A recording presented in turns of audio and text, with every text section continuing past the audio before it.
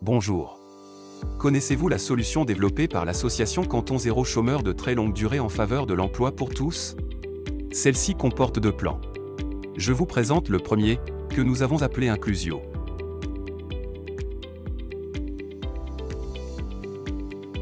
Sur le marché de l'emploi, des offres sont émises par les employeurs.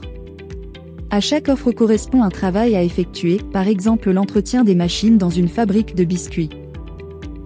Et des candidats se présentent, qui demandent à être employés à ce travail, contre rémunération.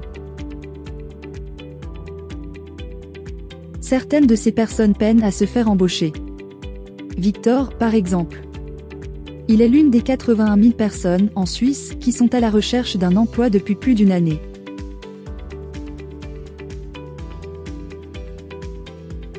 Quel est le problème avec Victor et avec les autres personnes dans sa situation? C'est une question que nous nous posons volontiers. Nous sommes portés à croire, en effet, que ce qui arrive aux autres leur arrive parce qu'ils ont un problème. Un problème que nous n'avons pas. Et pour tout dire, cela nous rassure. Ce qui arrive aux autres ne devrait pas nous arriver. Ce biais cognitif peut nous amener à penser que Victor a besoin d'aide. Et comme nous ne pouvons pas répondre à sa demande, nous la confondons avec une demande d'aide. Pour chercher ensuite quel est le problème de Victor. Cela revient à agir sur la demande uniquement, sans nous intéresser à l'offre. Pourtant, cela vaut la peine. Que se passe-t-il du côté de l'offre?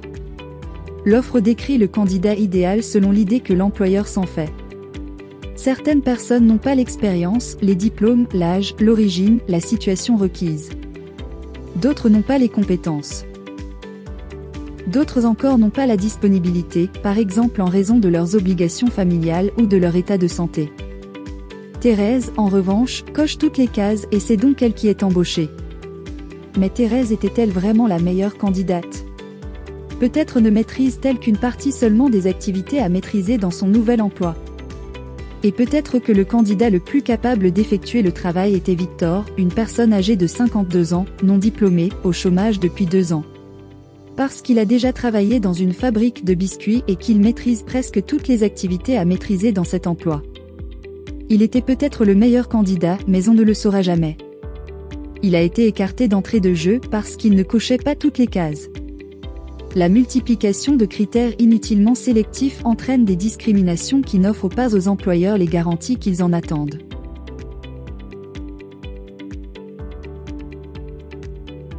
Notre association, qui rassemble les Caritas de Suisse romande, propose d'agir sur l'offre. Et cela, dans le but de garantir l'emploi pour tous, l'égalité des chances dans l'accès à l'emploi. Elle propose une plateforme de rencontre entre employeurs et candidats. Une plateforme capable d'offrir 5 services aux employeurs. 5 services grâce auxquels ils auront de meilleures garanties de succès tout en se montrant plus inclusifs. Premier service, l'accès en ligne à une liste de candidats.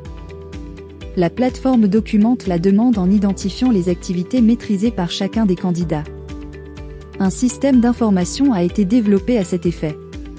Il permet de sélectionner et si nécessaire de modifier les activités pertinentes. Le référentiel utilisé est celui du portail officiel suisse d'information de l'orientation professionnelle, universitaire et de carrière, qui recense les activités de plus de 600 professions reconnues en Suisse.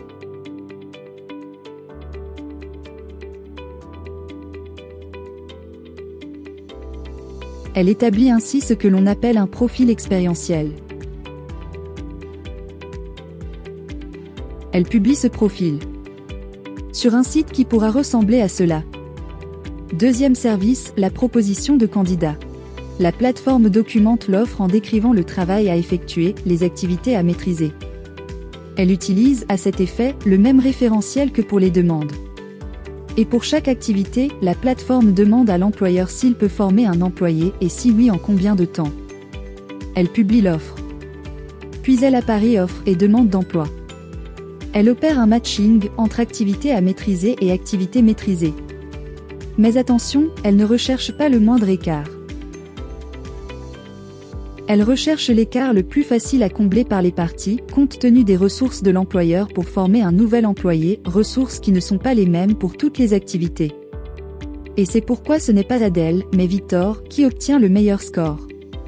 C'est en effet lui que l'employeur est capable de former et de former le plus rapidement pour que toutes les activités constitutives du travail à effectuer soient maîtrisées.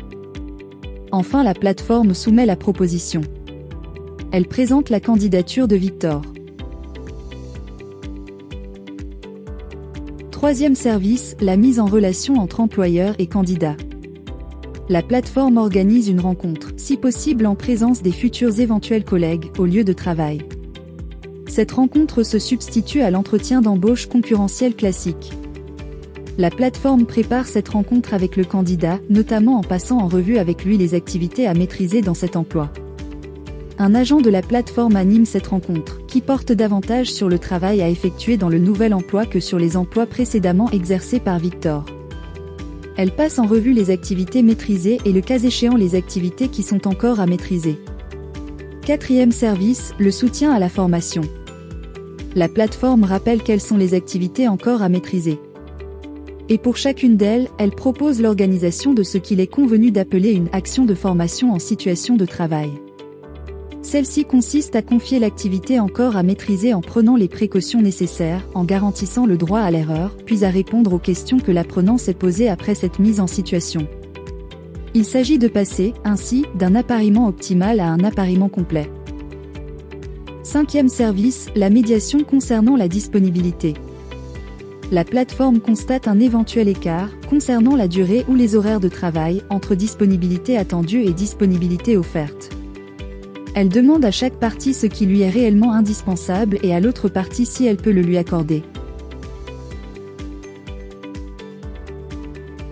La méthode de documentation et d'appariement des offres et des demandes d'emploi et le système d'information qui permet de l'appliquer sont issus d'une recherche-action menée par notre association avec la Haute École de Travail Social et de la Santé Lausanne, la Haute École Arc à Neuchâtel et l'agence Digital Leap. Cette recherche-action a été financée par InnoSuisse, l'Agence fédérale pour l'encouragement de l'innovation, Caritas Suisse et les Caritas romandes. La mise en relation est issue de la méthode de l'intervention sur l'offre et la demande de l'association Transfert à Bordeaux, avec laquelle nous avons conclu une convention de collaboration. L'action de formation en situation de travail est un dispositif pédagogique à déployer en entreprise, ancré dans la loi française depuis 2018. Nous l'introduisons avec l'aide de l'Institut de ressources en intervention sociale à Paris. L'année 2023 est une année d'expérimentation et de perfectionnement pour les organisations participantes, et cela auprès d'un public restreint auprès duquel les services sont déployés progressivement. 2024 est l'année de déploiement auprès de tout employeur intéressé et de tout candidat intéressé. Des agences sont ouvertes, qui proposent les 5 services et qui monétisent l'appariement et le soutien à la formation. Je vous remercie de votre intérêt pour notre projet, et je vous retrouve avec une autre vidéo pour le plan B.